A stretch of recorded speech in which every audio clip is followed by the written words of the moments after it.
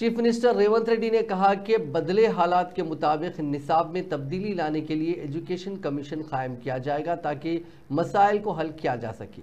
हुकूमत तजावीज़ हासिल करने तैयार है और कीमती तजावीज़ पर अमल किया जाएगा। उन्होंने सरकारी स्कूल्स के 10 GPA हासिल करने वाले तुलबा में प्रतिभा पुरस्कार तकसीम किए। इस मौके पर रविंद्र भारती में मुनक़दा तकरीब को खिताब करते हुए चीफ मिनिस्टर ने कहा कि हुकूमत सरकारी स्कूल्स में नीम रिहायशी निज़ाम पर अमलावरी पर गौर कर रही है। उन्होंने जोर देते हुए कहा कि उनकी अवामी हुकूमत है, अवामी हुक्मरानी के लिए भरोसा पैदा करने पेशकदमी की जाएगी। चीफ मिनिस्टर ने पेशरफ VRS हुकूमत पर तनकीद करते हुए कहा कि तुलबा की कमी का बहाना बनाते हुए कई सरकारी स्कूल्स बंद कर दिए गए। ऐसे हालात के पेश नज़र हुकूमत ने मेगा DSC के जरिए 11,000 जायदादों पर तकर्रुर के लिए नोटिफिकेशन जारी किया है।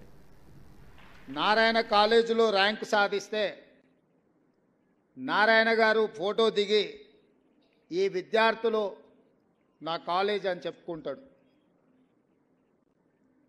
ప్రభుత్వ పాఠశాలలో మీరు ఈరోజు రాష్ట్ర స్థాయిలో రాణించి ప్రతిభను చాటితే ఈ ప్రభుత్వం నాది, నా ప్రభుత్వంలో చదువుకున్న విద్యార్థులు మీరు రాణించారంటే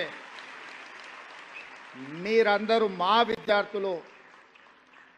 నారాయణ చైతన్య లాంటి ప్రైవేట్ కార్పొరేట్ పాఠశాలలతో కాలేజీలతో మా విద్యార్థులు కూడా పోటీ పడగలుగుతున్నారు అని అంటే అది మా గౌరవానికి గుర్తింపు।